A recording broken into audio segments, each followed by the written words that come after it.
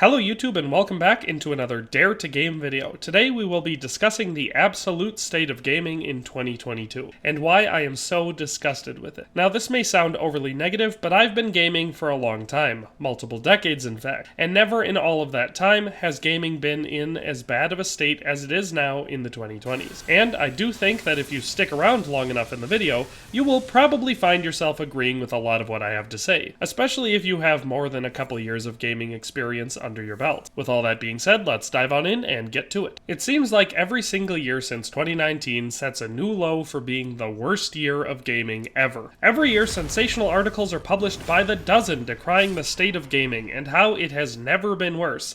And every year, they are right. For dozens of reasons, gaming as a pastime has become worse and worse every year, plummeting at an astounding rate for at least the last 4 years. And there is no sign of a slowdown. There was a time, I would say between 2009 and 2015, where every year was better than the last. Great new games were coming out at a steady pace. There was pretty much always something to play, and if you finished the game you loved and hungered for more, there was another one not long away that you could sink your teeth into. But that era of gaming is long gone, soon to be forgotten in fact. Now there is just no realistic way that I could boil the whole problem down into one sentence like I often like to do. What killed or is killing gaming? That will be the overall thesis of this entire video. Anyone who says it is just one thing doesn't understand the situation clearly, doesn't have enough experience to be talking about it, or just wants to plug their one thing. It is really everything. Everything that could be done wrong is being done wrong. By every company, in every game, in every way. Being a gamer is becoming one long series of long-awaited rapid-fire disappointments. And that is why, when we get a game that isn't one, and this year that game was Elden Ring, everyone lauds it as the best game of all time. Because in comparison to 90% of every other game that gets released around it, it's the only one that doesn't break all of the rules. Elden Ring was fine. I would even say pretty good. I enjoyed it. It is a really simple game to describe. It's just big Dark Souls. If you like Dark Souls, you will like Elden Ring. If you like big open world games, you will like Elden Ring. If you like big open world games and you like Dark Souls, you will probably love Elden Ring. That being said, it is nowhere near the greatest game of all time. It's just a game that was released on the day they said it was going to, and that's after the delay from the holiday 2021 season. It had a finished story, it wasn't missing any content, it didn't have any microtransactions, and it wasn't a buggy mess. And it lived up to the expectations that had been set for it. All of that stuff should be the bare minimum expectation of a game, especially a full-price AAA game. So why is it that Elden Ring broke the internet and became the only game that anyone cared about for at least 2 months? Well, because no other game releases in an acceptable state anymore. The first problem with gaming that I want to talk about in detail is the one that is driving me the most insane. And I think it is actually the largest symptom of gaming decline. This issue is the fact that developers are now universally unable to release games on time. No matter the size of the developer, no matter the scope of the project, no matter the distance of the release date. The only universal truth about gaming in 2022 is that you can bet that, barring annual releases like Forza, Call of Duty, and sports games, which are all just the same exact game that they released last year, no game will come out on the day they say it will. If a company says March of 2023 as their initial launch date, we all know to add at least a year, possibly 2 or more to that date if we're being serious. It is so uncommon for games to come out on time that people have started to applaud games that are only given 1 6-month delay, instead of the industry standard of 4 or more. How on earth could so many people be okay with this? In any other job, you need to meet deadlines. If you don't, there will always be severe consequences. You could lose your job, or your company could lose a ton of money. Something. There is a reason why deadlines exist. If your doctor was 2 hours late for your emergency heart surgery, would you reply, well, I'd rather have it done right than risk him rushing it? What about going to a restaurant and waiting 2 hours for your food? Would it be better to wait than risk it not being as good? Or most simply, what if you were waiting for a new movie to come out? And the day it was advertised to release, you show up to the movie theater and there's a sign that says, sorry, we want to release the movie in the best possible state. So the new release date is this time next year. Would that irk you? And possibly make it so you don't want to go see that movie? I know it would for me. So why do so many gamers excuse this behavior time and time again when it comes to game developers? Well, when I can already hear the default response, some people have almost certainly already worn their fingers to the nub, frantically typing the pre-programmed NPC response. Well, I would rather have a game delayed than have it rushed and released in an unplayable buggy state. Yeah, guess what? So would everyone. Here's the problem with that excuse. It has overstayed its welcome years ago. Do you know why? Well, how many games have we gotten now that were delayed multiple times and then still released as nearly unplayable, broken, buggy, unfinished messes? Where was all that polish and the perfect game that the extra year and a half were supposed to provide? You assured me that all we need to do was give the gaming developers more time.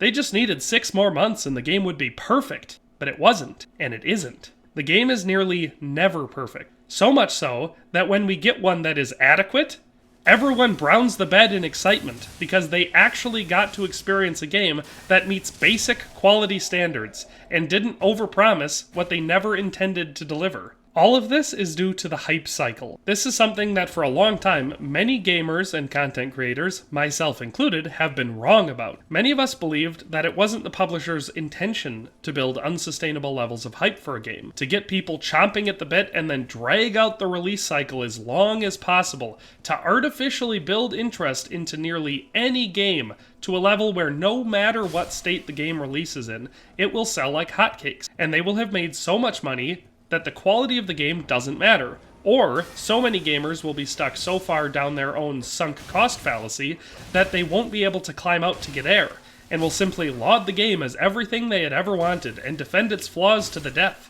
as if they had a vested interest in its survival. There was a time when developers would work on a game silently. The game would be produced quietly, and would not even be announced until it was finished. That's how they got the release date. The game was done, and now they needed to market it and pick the best time to release it. This method allowing gaming developers to choose the most opportune time to release a game. A time when people buy more games, or a time when people have more time to play games, or a time when there was no other competition, so they had a universal stake on the existing market, and knew that they would have a window to shine. Back in those days, we rarely got unfinished messes or undelivered promises. There were very few game delays, at least large ones, and the balance of games released throughout the year was steady, to the point where it was rare to feel starved for content. Bethesda wasn't announcing that they were working on Elder Scrolls 6 a decade before they ever planned the initial release date. Skyrim took a team of 100 people 5 years to make. It was announced in December of 2010 and released on the set release date of November of 2011. That's it. Not a half decade of hyping, no delays, nothing. They just worked on the game, finished it, announced it, and released it. Now, I'm not trying to say that Skyrim is a perfect game, or certainly not that it was at release.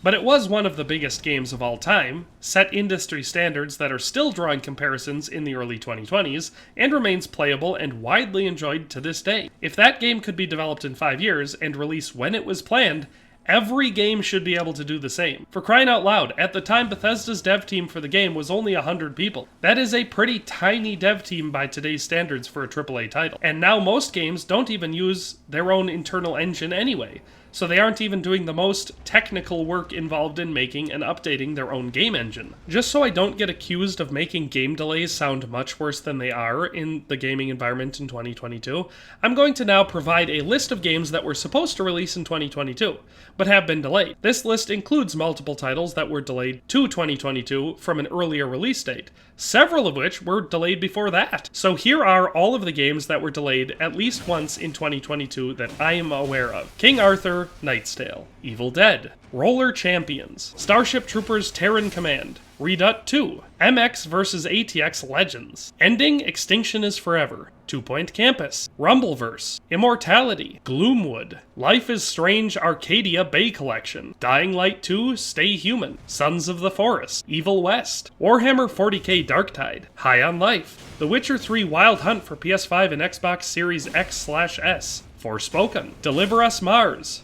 Hogwarts Legacy, The Day Before, Season, A Letter to the Future, Kerbal Space Program 2, Tchia, Flintlock, The Siege of Dawn, Marvel's Midnight Suns, Suicide Squad Kill the Justice League, EA Sports PGA Tour, Legend of Zelda Tears of the Kingdom, Blazing Strike, Planet of Lana, Redfall, Starfield, Homeworld 3, Nightingale, Bomb Rush, Cyberfunk, Test Drive Unlimited, Solar Crown, Replaced, Granblue Fantasy, Relink, Arc 2, The Invincible, Stalker 2 Heart of Chernobyl, Sea of Stars, Star Wars Hunters, Arc Raiders, Metal Slug Tactics, Flashback 2, UFL, Avatar Frontiers of Pandora, The Settlers, Advance Wars 1 and 2, Reboot Camp, Exo Mecha, Prince of Persia The Sands of Time Remake, Toy Soldiers HD for Nintendo Switch, The Lord of the Rings Gollum, Hill Agency, Purity Decay, A Space for the Unbound, and Saints Row. Unless I miscounted, that's 54 games, some of which were re-releases, remakes, or remasters that were supposed to release in 2022 but were delayed. A few of which released later in the year, but most were pushed to spring of 2023 or not given a release date after being delayed. Now, to be fair, I don't care about the vast majority of those games, but 4 or 5 of them were ones that I had already been waiting some time for. As I already said, many of those titles have already been delayed multiple times. I'm not exaggerating when I say that it is far rarer for a game to release on time than not in this day and age, and that disgusts me. And I know I'm not the only one. Certain games like Skull and Bones have become a running joke for most gamers, having been delayed into obscurity. If the game actually releases at some point, I will be shocked if anyone plays it. So if I haven't impressed upon you the severity of this problem by now, I would say that nothing could, and I'm very happy for you being able to continue to let publishers/developers emotionally screw you for years on end. But missing release dates and endlessly delaying games and doubling down on the hype train year after year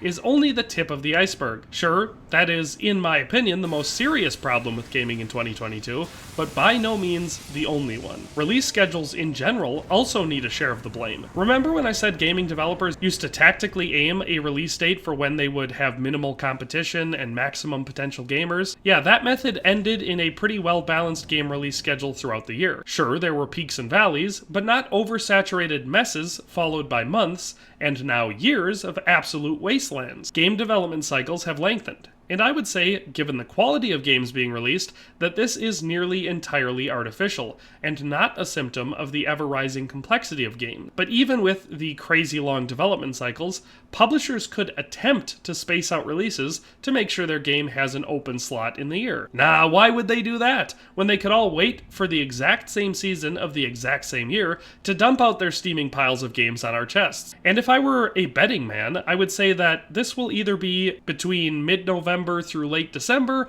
or late February through mid-March. Does that sound about right? Clearly, this must be the time when the most games sell, as it is when everyone has decided it is when they will release their game. Late fall through early winter, or late winter through early spring. That's it. The rest of the year gets absolutely nothing. This is such a terrible strategy for everyone, except the best of the best games, which are so good that they can outshine the competition.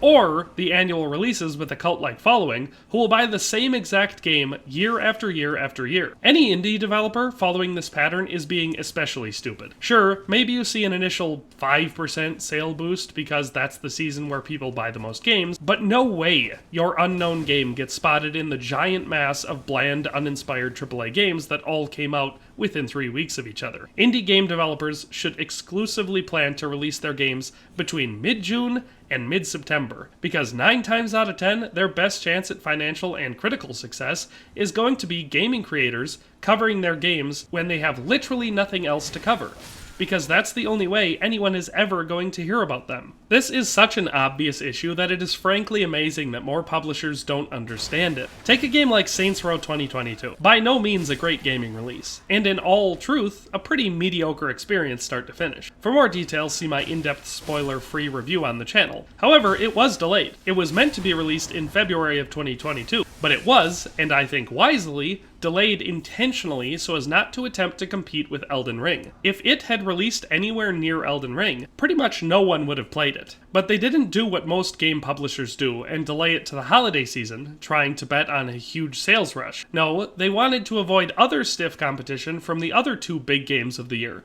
Starfield and Hogwarts Legacy. Ironically, considering both of those games were delayed to 2023. No, Deep Silver Volition strategically planned the release of Saints Row for August of 2022, a dead month in gaming for releases, with absolutely no other meaningful competition. The game had boycotts and numerous controversies surrounding it, and was review bombed into oblivion. However, it sold extremely well for all of that, at least for the first 2 weeks. By most estimates, they got their bag in 2 or 3 weeks, and the game was a financial success. This, all despite the self-imposed struggles and the fact that it was exceptionally mediocre. The obvious takeaway of Saints Row's qualified success should be the strategic release method. Not everyone can get the holiday season attention or late winter cabin fever attention, so not everyone should try. The model should be exactly as follows. Do not announce your game. Work on it quietly and diligently until it's finished. Then select a release date that does not already have established competition claiming it, preferably no more than 6 to 8 months away. Then, only when you have a solid release date and a totally finished game should you focus on marketing. This avoids worst press debacles, accusations of crunch, developers and voice actors simultaneously shoving both feet into their mouths while also digging a giant trench for the game to try to climb out of, and builds hype without overhyping. It's the perfect model. No controversy, no delays, no logistical cost overruns. Just a finished game, accurately marketed and released on time, during a time when the market isn't oversaturated. It is literally the recipe for success in gaming. Finally, and as an ironically small afternote, I'm going to mention quality. Gaming quality is subjectively lower now than it was in the middle of the last decade. All of this is despite ever-improving technology and graphical fidelity. I don't love the fact that fewer and fewer devs are using their own engines, as it results in less uniqueness in games and more universality. That being said, it should result in a much shorter development cycle and better mods quicker, given the ability to rely on similar tools and experience. Plus, the Unreal Engine does look amazing and gets better every year. However, outside of that, quality is slipping. Games used to grab a hold of me like a giant treble hook and pull me into them, not letting me reemerge until I had sunk 500 to 1,000 hours into them. And I'm not even talking about just sandbox games with infinite replayability. I mean story-driven open-world games, RPG or otherwise. Games like Grand Theft Auto San Andreas and Red Dead Redemption, Oblivion, Skyrim, Fallout 3, Far Cry 3, Mount & Blade Warband, Assassin's Creed Black Flag, The Witcher 3, Kingdom Come Deliverance, and Red Dead Redemption 2. These games are measures and more above 99.9% of all other game releases. The writing, the characters, the sound design, the scoring, the customization, the open world design all shine brighter than pretty much everything we see in gaming on a regular basis. Pretty much everyone who has been gaming for long enough to recognize it knows that gaming's golden age is past, and we are now in its pitiful dark age. But all that is needed for gaming to enter into a new and unimaginable renaissance is that developers and publishers need to learn from these critiques, and others like it, and stop killing the industry intentionally. So once again, I will codify these rules in hopes that somehow the message will break through the noise and reach someone impactful. Number 1, make a good game. It could be a sequel, prequel, reboot, or an original, but make sure it's good. Number 2, work on it quietly and diligently until it is totally done, no exceptions. Number 3, only announce it when it is perfect and 100% ready to launch, so you could launch it tomorrow if you wanted to. Number 4, set a release date when there is room for it to shine, no more than 6 to 8 months in advance. Number 5, tell your employees to shut up and keep their unrelated opinions to themselves so they don't hurt the game. Number 6, provide support at launch and ensure the game succeeds. That right there is it.